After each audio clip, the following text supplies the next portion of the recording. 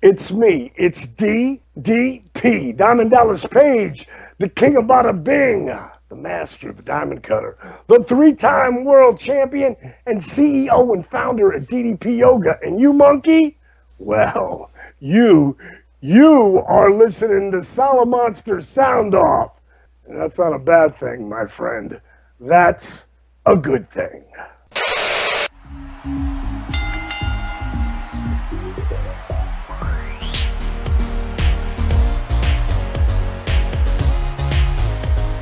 Welcome to this special episode of the Solomonster Sounds Off, which you can listen to every Sunday on the Solomonster.com, iTunes, Stitcher Radio, and Google Play Music. Jason here, and I have with me now, back for round two, former three-time WCW champion. He's also a co-producer for the Resurrection of Jake the Snake documentary, which is getting rave reviews on Netflix. And he stars in the new movie The Bet, which is now available on iTunes and video on demand. Diamond Dallas Page is here. Dallas, how are you? You're a busy man. Been crazy busy, but all in a good way. No complaints. Well, it's good to have you back on. Now, the last time we spoke, we talked about your match with Goldberg for our WCW countdown, and your voice had seen better days. You actually sound human again. Yeah, I've been, sometimes I just push it too hard and I forget that I'm 60 years young, so no, I don't know anybody except for maybe like a Triple H or a Vince McMahon who works the way I work, and I don't really consider it work because I love what I do. I try to tell everybody, the American dream, the worldwide dream is to find something that you love to do and then figure out a way to make money on it. So you never feel like you're working. And, sometimes I just push it too far and try to do too much. Well, you can't do that because there's a lot of people that need you around. This is true. So we'll get to some wrestling questions. I have a few of them, but I want to focus more on all of the different projects that you're involved in, and obviously DDP Yoga as well. But before we do, I just watched WWE's new documentary on Scott Hall, which is excellent. You're featured in there. You played a very big role in getting Scott to help himself and turn his life around. Have you seen the DVD? And if so, what'd you think of it? I thought it did an awesome job. It was funny because I've had so many people, after seeing the resurrection of Jake the Snake, say, are you going to do one on Scott Hall? And it was easy for me to say, well, we really don't need to because WWE did. Right. And our section of it, they used all our footage. So, it was really just a continuation, and it got people to see. I offered, Scott at one point, this could be the resurrection of Jake the Snake and Scott Hall. And Scotty was like, listen, Dally, I don't like to be the poster boy for recovery because I've failed so many times at it. Right. And, to be perfectly honest, and it's pretty much known on the internet, people who really follow Scott, that after he went through this incredible journey and got to the Hall of Fame, he fell down a number of times where Jake fell down during the process and Scott's came after. And, it really is, it's really amazing if someone's having a problem with someone with addiction, whether it's your parents, your, brother, cousin, whatever, your best friend, film them when they're all effed up. Show them how they are because they don't know. Like Jake would never look at his footage anytime, and he knew we were putting videos out there. In the beginning to tell the story. Scott knew too. But Scott didn't really, besides seeing himself, in the worst shape ever, he didn't really get to see it, the ugly side. It's really tough for people to see themselves when they're really down and out, when they get emotional. Jake never watched anything. And I'll use Jake as the example, and then I'll go to Scott. When we finished the movie, and I promised Jake when I first started filming, I said, Jake, there will never be a movie without your endorsement. This is not and never will be Beyond the Mat. If this is not a story of redemption, if it is not the title, The Resurrection of Jake the Snake, if it is not, it won't be ever, it will never be out there for anybody to see. And Jake trusted me, the way I could trust him. And we got to the end, and now it's time. Now you have to understand, I'll never make the money back on the Right. money that I spent. Right. But that's not why I did it. To me, it's like my always hope is to break even. Like when I advertise on Stone Cold Steve Austin's podcast or Jericho's or Ross's or, wherever I am, my goal is to break even. And some months I've done real well, and other months I've come, round even, which is that's I'm always cool with, because it's about getting the word out and everything. So with Jake's, it was the story. It was recreating the brand of Jake Roberts, but not just Jake. Of course, it's going to reflect over to me, and it's going to reflect over to Scott and Steve Yu as the director, who did an unbelievable job. But my whole crew, people always say, "Oh my God, you saved Jake's life." It's like, no, all I was his inspirational guide. That's all I could do. Scott and Jake did the work, but so did all my crew. Like I've got like the best support team ever. And my guys are unbelievable because there was only one guy we had to let go. And he was a nice guy, but he still brought too much negativity at times. And I don't have time for that. If you want to start off negative and we're going to help you turn your mindset around, if you can do that, awesome. If you can't, then I don't have time for that bullshit. Right. I just don't. So for Jake, when we sat down to watch the movie, he'd never seen anything, any videos on YouTube, nothing. I said, there's two things, Jake, that I need you to understand before I start this movie. One, what's the most important thing about our business? And any wrestler knows the finish. No matter how much you screw the match up, don't F up the finish. That's like, you do that, you won't be here that long. So remember that. The finish is the most important thing. Number two, you can't leave. Once we start this journey, bro, you got to stay all the way to the end because you got to trust me. The finish is strong. And when he first sat there that first time and watched all of the, the falls, oh, to hear him talk, I wish I had a camera just on him talking to himself. Because there's a lot of shame that goes with addiction, and that's the biggest thing I learned. After seeing that, and Jake was on that spot at that point where he was sober. And there's a bunch of times where he could have fallen because his ex-wife is like, look up in the dictionary, worst ex-wife ever. It was his second and third one because it's the same woman.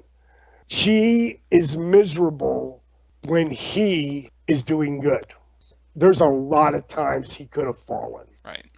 And he didn't. And it started with being accountable to me for a whole year every morning. And it just went on from there and him doing himself. And when Scott fell later, it was just a couple of times. And I think that's a part of the recovery. And when he was in the middle of it, like if he was already falling and I was on the road, then I wouldn't even bother calling him. I just wait till I got home because he only lives 3 blocks from me. And then, where my boys would go over and knock on the door and say, hey, D, Scott's not taking any calls, and when I would finally get home, and he tells this story really funny, but true. I mean, I'll bang on your door and your window till you answer the fucking door. And it's as simple as that.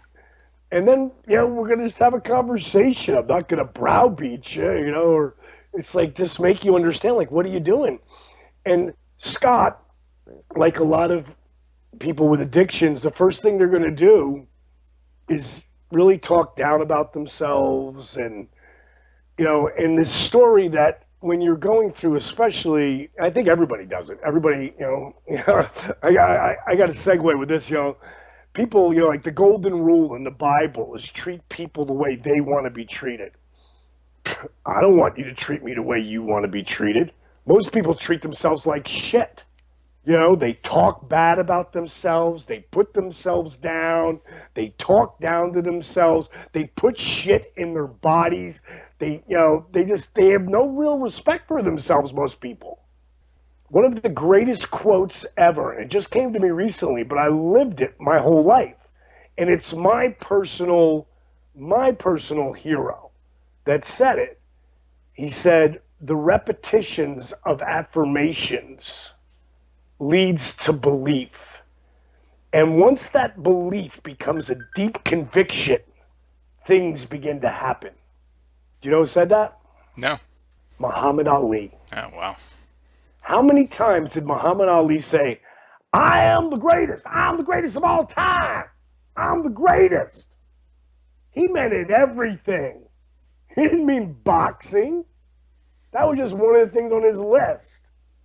But when he was saying that since he was a teenager, own this quote.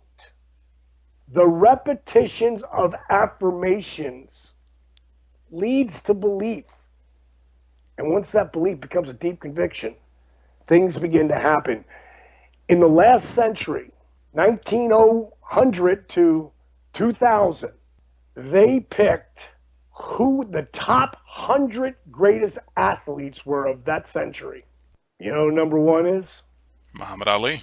Damn right. Because he made such an impact. But it all comes down to the story you tell yourself. So when I was helping Jake change that story, it took a long time. And there's one thing in the movie no one ever saw, and I've told the story a couple times recently, because it never made it, because there was nobody there but me and him. So I didn't have anybody to film what was happening sporadically at any given time. Jake came down one afternoon. It was like a Sunday or something, and he was so mad, and he was so upset with himself.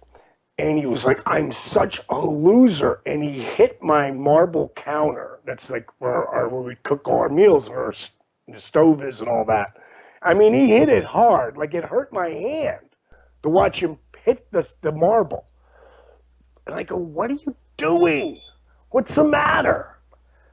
I went, come here, bro. Because what? I go, come here. I want to show you something. And I walked in the bathroom, and there's a mirror there. I said, look in the mirror. I said, tell me what you see.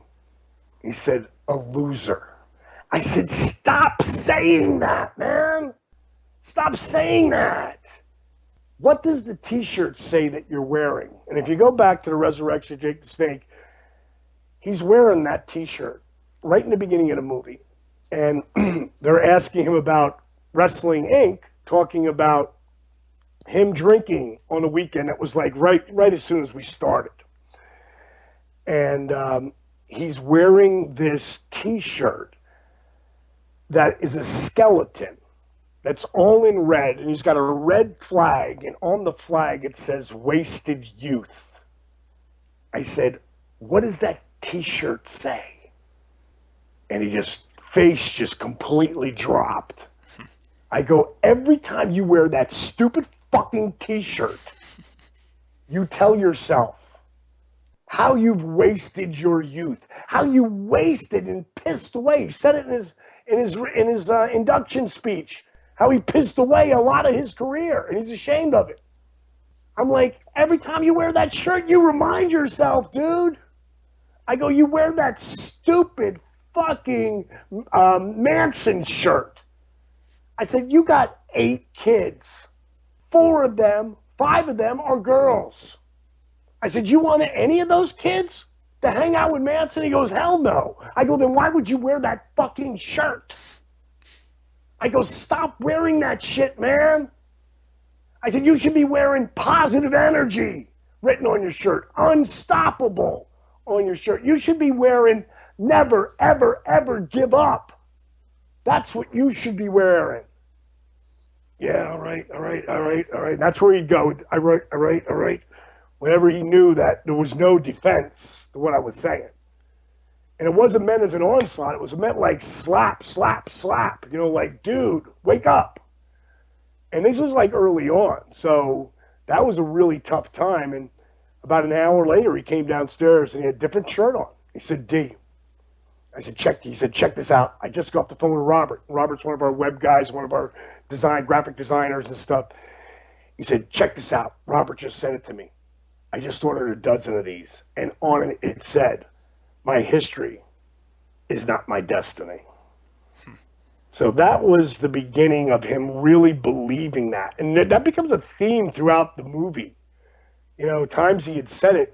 And I don't think in the beginning he really believed it. But by the end, he believed it was possible. I guess a good transition to this question. What's the biggest takeaway that you want people to get when they're done watching this movie?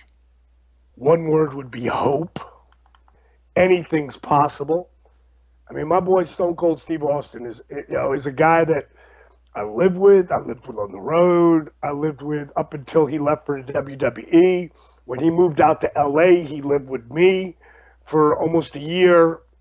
He watched me create this thing, DDP Yoga, from its infancy. Now, he saw me doing the workout, all through the end of my career. But I decided I was going to turn it into a business where I put money into it. Put it into the book, put it into the DVDs, put it into the promotion, put it into the marketing. He watched me create it all, going through a divorce. He watched me beat my head against the wall, trying to convince people what DDP Yoga could do for them. He watched me over and over and over and hit the wall and people not hear it. And then one person would hear it, then they'd fall off. But the persistency to never give up. He watched all of that. And when Arthur's video blew up and I'm getting on the plane and our video of Arthur's going viral, and I get a text from Steve Yu, who's the director of Resurrection Jake the Snake. This is 4 years earlier. I think it was 2012. I get a text that Steve had captured a tweet, and it was from David Copperfield. And on the tweet, it said, "Stop what you're doing right now and witness real magic." And then it had the @real DDP on the end of it. And I was like, oh my God, that's the beginning of our company blowing up. By the time I landed, there was another captured tweet from Tony Robbins, who to me is one of the greatest inspirational leaders of our time. And it said, one of the most inspiring must-see videos I've seen, starts out slow, well worth the wait. Something like that. I can't remember exactly how it was. But I was like, oh my God, that's amazing. And then that was the beginning of our company grow up. So Steve called me and he was like, dude, he was in Mexico when it blew up. He was like, dude, it's blowing up, man. Yo, I'm so proud of you. Like, he was so, like, he knew that all that work, just like my wrestling career, because he was there when I went from manager to wrestler. He would get in the ring with me and wrestle with me before the show, teaching me. And now he saw this blowing up. So when he heard I was going to do this with Jake Roberts, he was like, kid, what the fuck are you thinking? I mean, I love Jake, but kid, I mean, like, you've done it. You've blown it up. Your company's taking off. It's working. Why would you do this? And I said, because I feel like I owe him, bro, and I want to pay him back. And he goes, yes, but it's Jake Roberts, and God, the odds for this are 1,000,000 to 1. And then when I told him I was bringing Stone Cold, when I told him I was bringing Scott Hall, are you crazy? Oh my God! Well, I remember, and correct me if I'm wrong, but at the beginning when all of that first started, and you were trying to help Scott, obviously Kevin Nash is very close to him. Was there some resistance from Nash? Was there something going on with the two of you at the beginning there when you were trying to first help Scott? Well, it wasn't that I was trying to help Scott. What pissed Kev off was that we put up the video of the phone call. That's right. That's right. And we thought I was like trying to cash in on our buddy, but he didn't understand what we were doing. What we were doing was like, you gotta remember, Scott Hall wasn't in the public eye, really, for 10 or 12 years at that point. So people had heard all the rumors. They had heard all the bullshit about him. So they'd seen it, they seen E60, where he's totally annihilated. Well, he's annihilated here still, but what was there? You said to me, what are you hoping people take away from it? What was there? What happened in that phone call? There was one element: hope.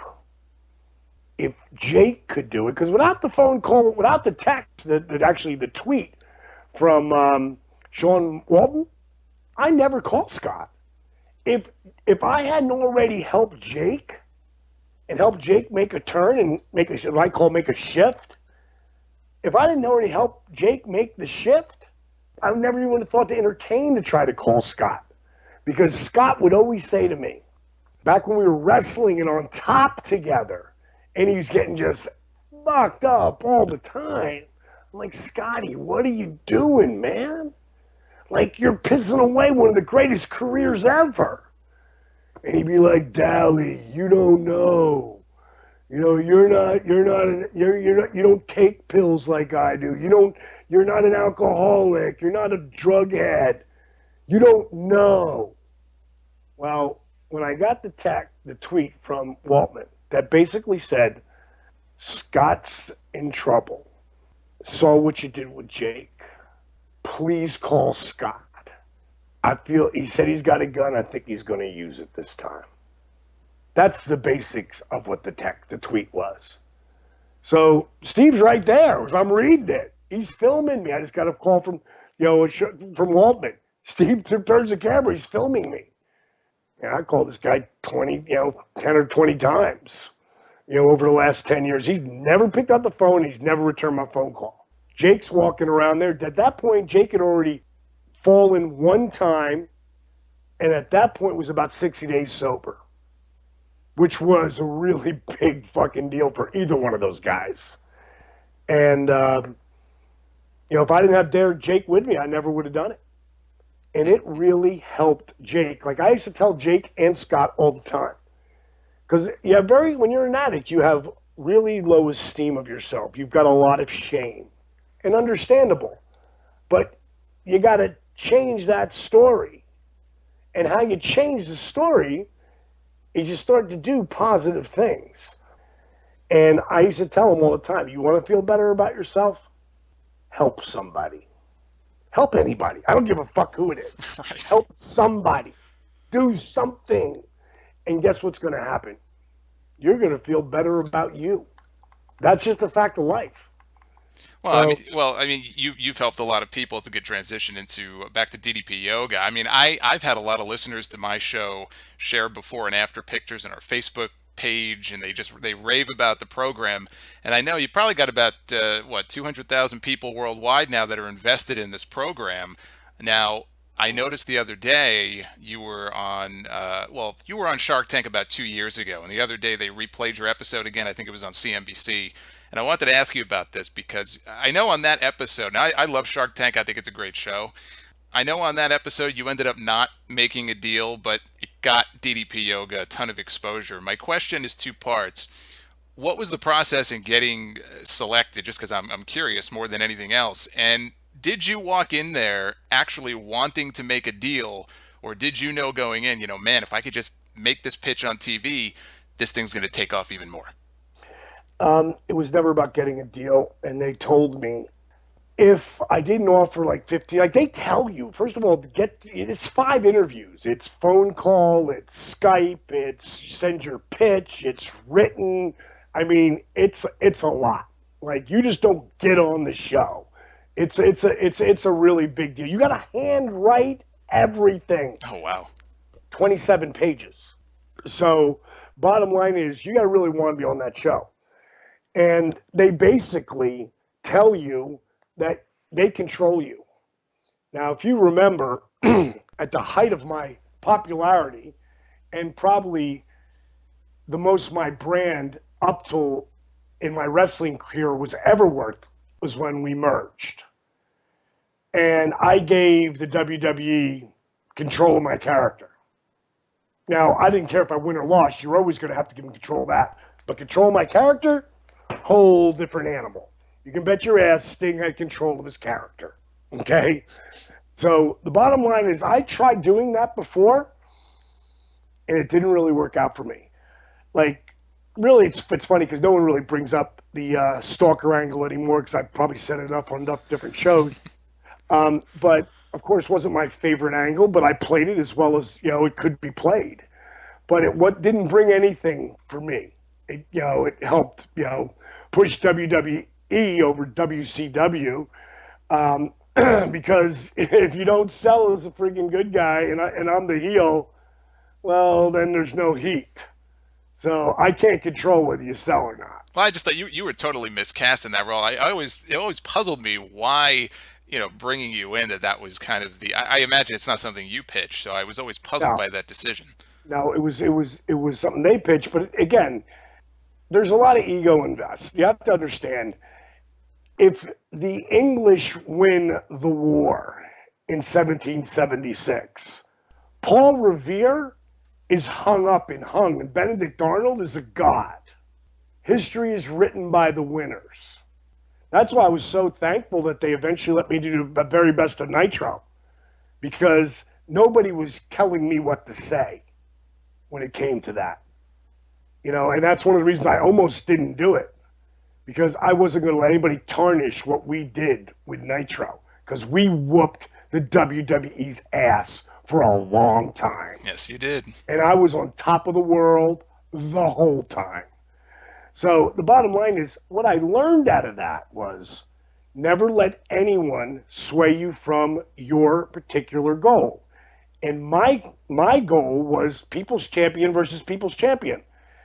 I saw it 2 years. I was a hotter prospect than The Rock when I saw it. And then when I woke Kimberly up the night that The Rock and I met, and I told you that story, didn't I? No, I don't think you did. Big Show, we both were wrestling in the same town. We had a pay per view the next day in Canada, in Toronto, and Show was one of my best friends. I raised him in the business. I prepared him for Hogan. I was down the power plant back then, and long story short, went in the locker room after everybody was gone and met Rock, and he was just the nicest, most humblest individual, and I'm totally being Dwayne Johnson. And I told him that, Jake had told me what a superstar he was going to be day one. And I've been watching your career because he said the same thing about me in 1993, and he said the same thing about Stone Cold in 1995. He said we were going to be top dogs. So I've been watching your career, man, and it's been so cool to watch. I said, especially when they tried to shove you down their throat, and everybody shit on it, and you flipped it and made it hotter than ever. And what I recently saw you do was be yourself and then do this The Rock character. And then you came back to yourself because I'd never seen actually Dwayne Johnson, because you hadn't seen him on TV yet. You only seen The Rock and different versions of The Rock. And I said, I just love the way you flip back and forth between the character of yourself and The Rock. I said, very reminiscent of the movie The Fan, and Wesley Snipes played that character. And just to give us a little dig on him, because I know where you ripped that, but at the same time, hey, you're making it better. So I'm leaving, and I'm just about out the hallway and making the right-hand turn because at the Toronto Stadium, the locker rooms are huge. And I'm just about to leave, and right as I'm about to round the corner, I hear, "Hey, Diamond." And when Big Show gets out of my way, like 45 feet away, I can see The Rock. And he's rolling. He had the sideburns back then. He was wearing the $1,500 Versace shirts back then. Right. And he's putting one of those on because he walked the talk back then. He was The Rock 24/7. So he looks at me. And he said, there's only one people's champion. And Big Show was like, oh, oh my God, he didn't just say that. And I'm just staring at him. And he's staring at me. And I bet you nothing gets said for 15, 20 seconds. And then finally I went, you know, Rock, you're right. And you, my friend, well, you're looking at him. Oh, and I was out the door. I didn't give it to the eyebrow went up and I was gone. No recon. You ain't coming back on me on that, bro. I'm out of here.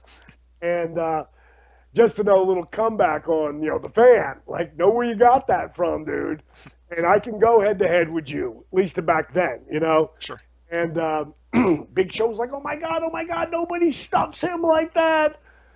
That night we got so drunk, I woke up Kimberly when we got home and back to the hotel, and I'm like, baby, wake up, wake up, wake up. I want to tell you how I'm going to show up in the WWF. She's like, what? And I just signed a multi-million-dollar 3-year deal, like a week before. And she's like, no, what are you talking about? I go, wake up, wake up, wake up. I just met The Rock. I got to tell you this. So I tell her the story, and I say, here's how I'm going to show up in the WWF. And she's like, what are you talking about? She goes, you just signed the big deal. I go, no, I don't mean now. I'm ending my career in the WWF. I mean, I'm not ending in WCW. I'm doing that. And I said, this is what's going to happen. They're going to turn out all the lights. And everybody's going to just assume it's Jericho. But 15, 20, 30 seconds goes by. Nothing. Jim Ross is like, everyone, hold on, hold on. So we were having technical difficulty. And then you hear for the first time ever in a WWF arena, my voice.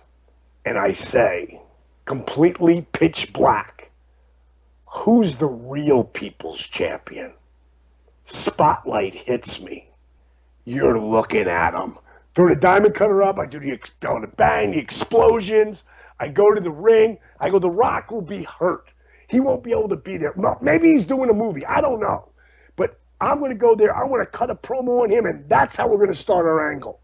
Now, this is 2 years before I show up in the WWF.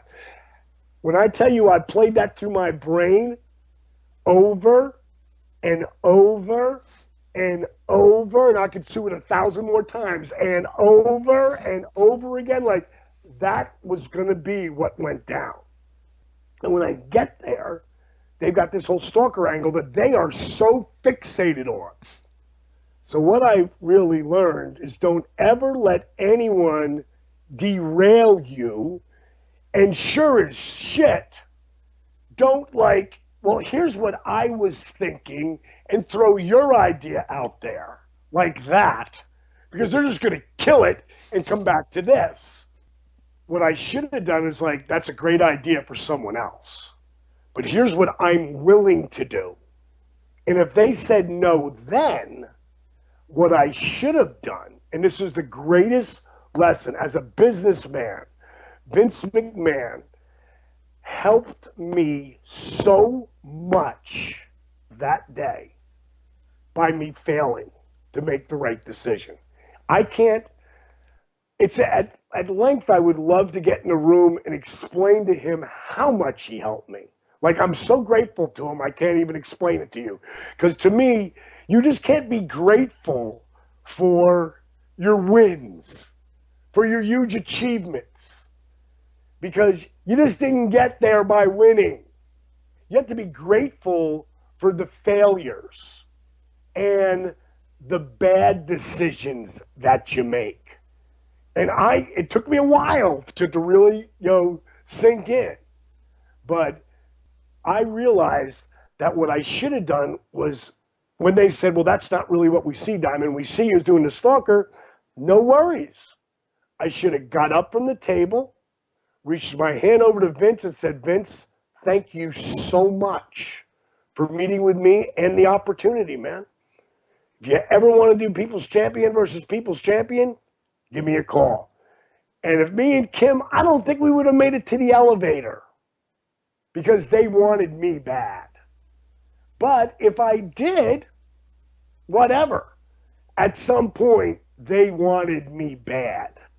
They wanted to have that face they could beat down no matter what, because that's part of what they do. If it was Eric Bischoff and I was coming in, Eric Bischoff would have had me leave Undertaker laying and put out in the fucking hospital for 3 months. Am I wrong? No, not at all. I mean, you have to have some give and take, and it was just completely one-sided. Yes, so don't think that it was a mistake. Don't think I was cast badly. It was the winning of the Civil War. Not even the Civil War, the English War. It was set. Which was the one where we won the? I'm not really that great in history. It's like the WWE won, and it taught me so much. It taught me never be afraid to walk away from the table. I swore I would never not walk away from the table unless I or I would walk away from the table if I didn't completely believe. Now, this brings us to Shark Tank. After going through 6 months of interviewing, paperwork, 27-page contract, it came down to me signing that last page on the contract. You had to sign every single page. And the last one said, they pretty much have complete control of your company when it comes to how you promote your company. And that included YouTube, local radio and TV. I mean, it was so in depth how they controlled you. I knew this was not smart for me. It's like one of those American Idol contracts that you used to hear about on that show. It's exactly like that. So, on my way out the door to Chattanooga, which is 90 minutes from Atlanta, I looked back at my business partner, Steve Yu, and he said, D, so what are we going to do? Shark Tank wants to know. I said, send them an email, thank them for the opportunity, tell them we love the show, but we're going to pass. And he went, seriously? I said, seriously. He goes, but D, we spent 2 years on this. I said, I already let someone control my destiny once. And what I learned from that, I will never do that again. If I'm going to fail, I'm going to fail on my own. I'm not going to let someone guide me that way. So I left. I'm pulling into Chattanooga. I get a phone call from Steve. He goes, D, got Shark Tank on the phone. I got the executive producer on the phone. He wants to know how we can fix this. 3 more contracts later, I finally signed it. It was the best thing ever happened. You're about to see a video come out. We just sent it to Shark Tank because Shark Tank literally, it's so funny you bring this up. On Monday, we were going to be on Shark Tank because we were up again on CNBC on the repeat. It's like the 8th time they've replayed it.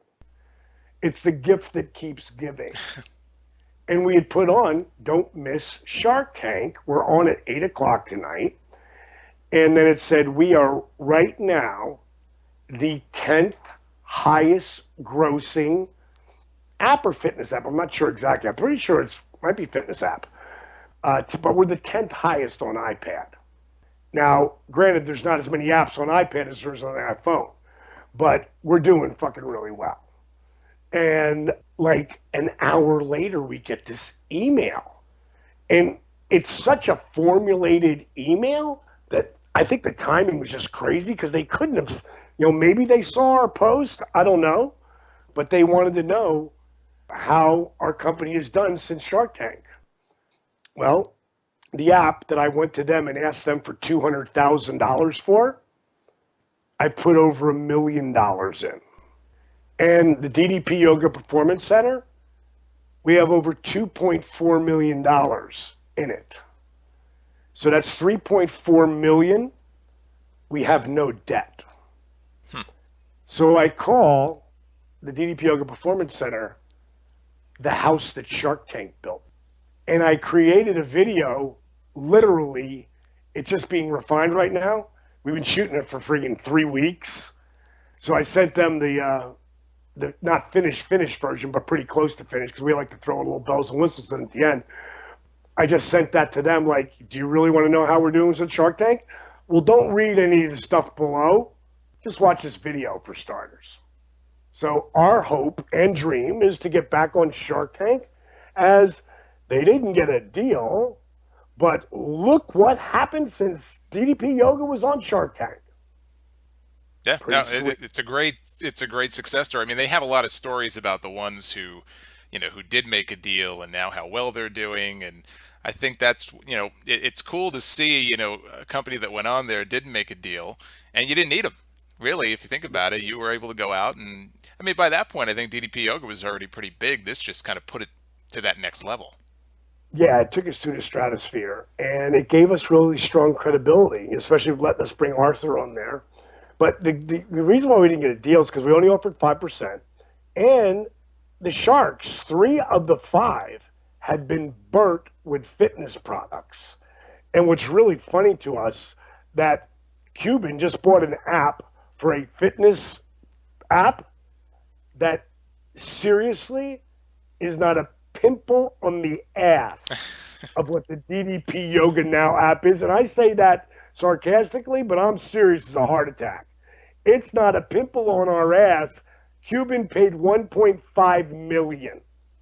All we wanted was I wanted to friggin' work with the Dallas Mavericks. That's what I wanted out of that. And to help Nowinski, however you say his last name, great, unbelievable player. I wanted to help him play till he was 40. Like Jabbar played till he was 41. Name me a player who's over 6'5", who even played over 38. There's like nobody over 6'9". Jabbar was over 7 foot, but he had been doing yoga with my buddy Brian Kest for the last 10 years of his career and still today. It's one of the reasons why Jabbar was so incredibly mobile at 7'1" and still can walk around pretty easily today. So I wanted to help, that player, Nowinski, or however you say his last name. I wanted to help him. That was my main goal for Cuban. And I knew that if Cuban really got it, it could have really been unbelievable because he talks about stuff that he believes in, and he's a really smart guy. And it'd been worth 5% to me, but we didn't need them. And I just really wanted the whole deal. But think about what I was saying about Rock. This was 2 years before 2002. So this is like 2000, late 1999. And I'm talking about Rock. When I came in to the WWF, Rock was filming Scorpion King. Today, and everyone knows this, The Rock is the biggest star in the world. The highest paid actor. That's pretty unbelievable. And that, I couldn't be any prouder of him.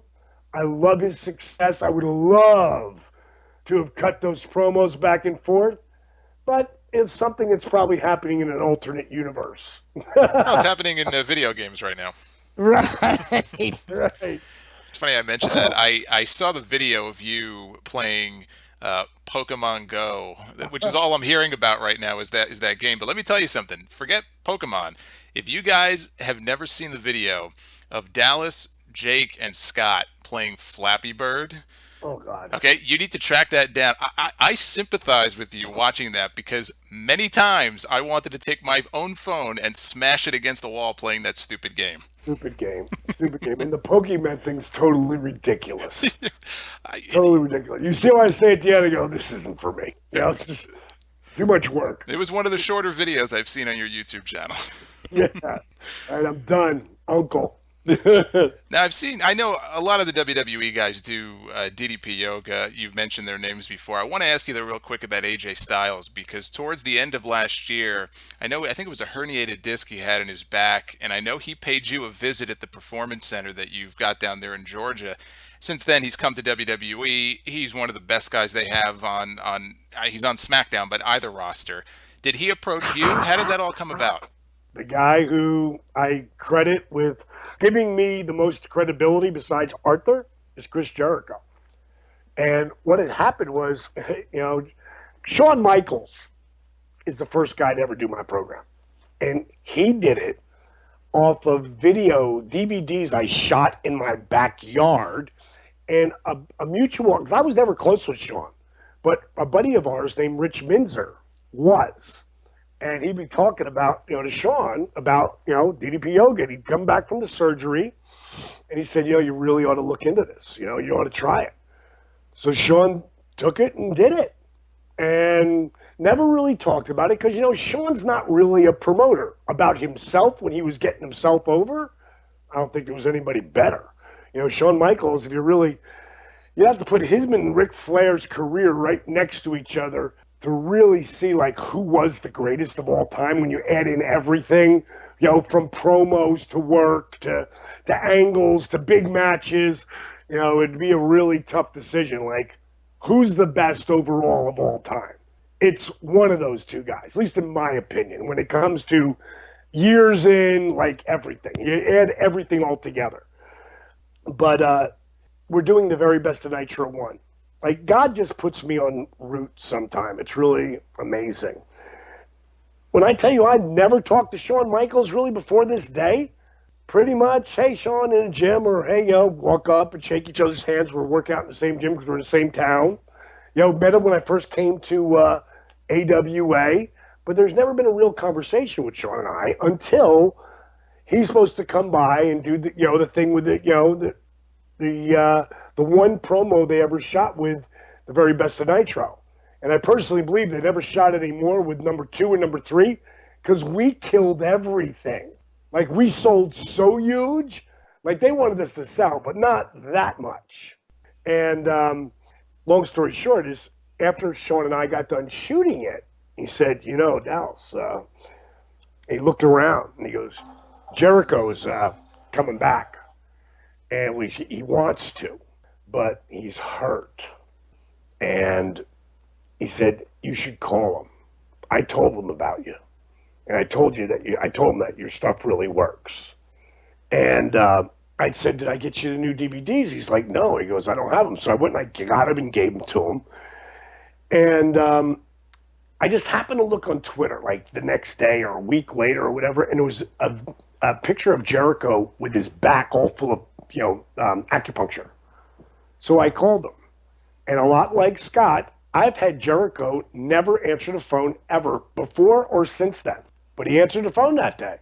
And I said, listen, Chris, I heard your back's blown out. And I swear to God, I was going to call you. I'm like, you were so full of shit. He's like, no, I swear to God, I was going to call you. A lot of people are saying, I should either do Trish's yoga or DDP's yoga. And if I'm doing anybody's, bro, it's yours. He said, because he's not going to do a chick, yogi chick. Even though Trish is amazing. And what Trish does is awesome. I got a lot of respect for her. But she's still in the yoga world, and really, I'm not. And that's by design. So I said, listen, bro, I don't want to sell you on anything. All I want you to do is watch this video I'm going to send you. And we hung up, and I'd sent him the video of Arthur. It takes 4 minutes and 53 seconds. Within 5 minutes, he'd called me back. He said, dude, I will do whatever you tell me to do. I said, I'm sending out the package right now. You'll get it. I'll send it overnight. You'll get it. You have any questions, you call me. 5 weeks later, he calls me and tells me he's addicted to it. That his body feels 85% pain-free. Like, he thought he was done. But not just singing. Wrestling, singing. Because he couldn't hit the high notes. And he felt he's like, does everyone feel like this? I said, the people who do it. If you put the work in, then it works unbelievable. If you don't put the work in, well, really nothing works. And 3 months later, he was 85%, he was 100% pain-free 3 months later and headlined Mania with Punk. So this is literally, I sent this text to Chris, and I only send him texts once in a while if I have something I want him to know or, something that I want his opinion on or whatever. But I literally just sent this text on Tuesday, July 19th, after the SmackDown match he had with, God, I don't remember who he had the match with. Who was that with? It wasn't AJ. Who was it with? Was that July 19th? That was the draft show? You sure that Right, was the one? right. Yes, that was it. Who did he wrestle? It was something like, was it Ambrose? No, it wasn't Ambrose. It was some guy who could really go. Sami Zayn? Was it Sammy? I I don't don't know. remember. It was. He could, and I can't, because I was mainly fixated on how much punishment Jericho was doing to himself by the moves he was doing to them or taking. Well, forget that for a second. Let's go back a little bit further. I remember it was either earlier this year or last year, there was a spot in a match on Raw where he did a dive off the top of a steel cage. Now that I remember on to Bray Wyatt. I was like, no, Chris, don't do it as he's climbing the cage, right? But as he landed and safely, I was like, yes, yes, yes, because again, it becomes great for a highlight reel for Chris to go, he's 40, there he's 45, now he's 46. But I literally texted Jericho, okay, I'm sore. I am a sore motherfucker just watching that match. And then I wrote, great finish. Now ice up, bro. And he wrote back, haha, thanks. I don't need ice. I've got DDP yoga. Like, shoot, that's what he sent me back. And I wrote, ice up anyway. Because I'm the only guy, I'm the first guy to ever ice his body, period. And a lot of guys see it as like, I don't need ice. Like, yeah, you do. Right. But that's here nor there because Chris has had an unbelievable career. Performs at a whole different level. If you can tell, who's the young guy out there in the match with Chris Jericho, God bless you. Because he goes and he just hits these moves that are so high impact, that I'm just, it's just awesome. And the way Dustin Rhodes was moving, last match I saw him, man, just moving like a cat. And look at AJ again. What happened was, to answer your question, is Jericho texts me, D, AJ needs your help. Here's his email. So I emailed him and said, AJ, send me your phone number. It's Dallas. And I knew what he was doing, and I was like, get your ass over here, dude. You're less than an hour away from me, 45 minutes from me. Get over here. I'll give you everything. I took him through an hour workout, and, he wasn't anywhere near as bad as I thought he was, so he was in a really great spot, and I just hope he keeps doing it, and doesn't wait till he gets hurt again to do it, So I don't know how often he's doing it, but I know he gives us props all the time. So what's really cool that I'm so excited about, are you a UFC fan? Of course. Frank Mir is coming here on the 22nd to the Accountability Crib. He's going to crash with me for 10 days, and we're going to train double sessions. Wow. And I'm hoping to help him break up scar tissue and help him, heal his body. Because he's only 37.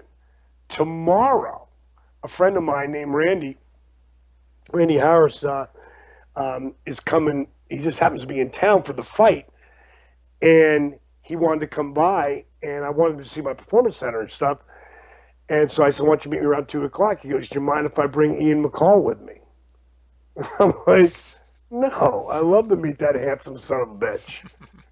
But what a great kid. But he's beat up too, man. And that's the whole thing. You can't. The thing I'm the happiest about right now is Mick Foley. Someone put out a list on the internet, the top 15 wrestlers that need DDP yoga. I popped. Going through all the guys that they had up there, number one was Mick. And you saw him at WrestleMania. You saw him the other night running to the friggin', right, which is not something he's known for. But I think, what's he down, about 70 pounds now? 75 now. Wow. And again, forget the weight. He needed to be off the weight, just take it off his body.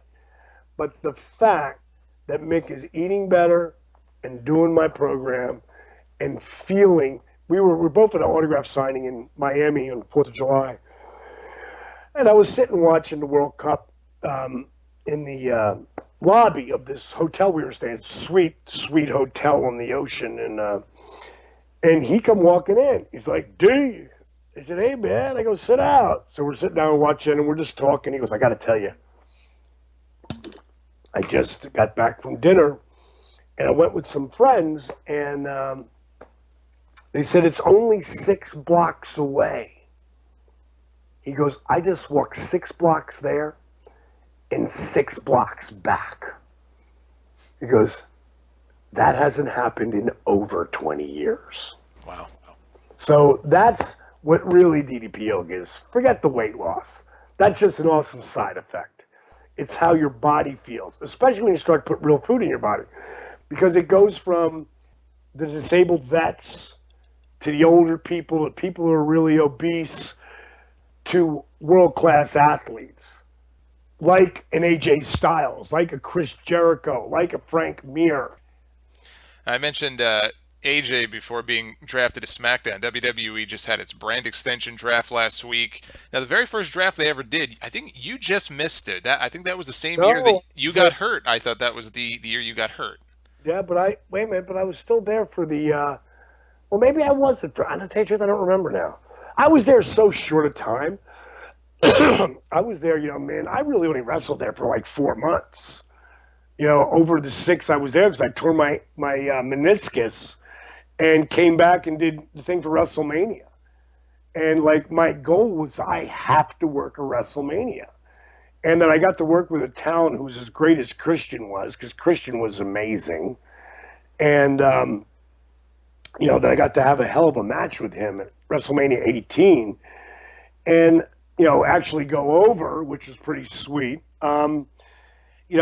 My goal was clear. I have to work at WrestleMania, and I got it back for that. My goal should have been I need to work the main event at WrestleMania. Right. Forgot that part of the goal, but to actually done this last 5 years with WWE has just been so special. To get to be due to all three, the very best of Nitros, and got to be at induct Jake in the Hall of Fame and show up whenever they do like the 1,000th episode or old school Raw. I'm always up there when there was 12 guys who are legends that could actually still work in the ring and that are considered legends, and for Vince to have out of the 12, for him to pick me as one of the guys, pretty sweet. Just to be on 2 days for my 60th birthday.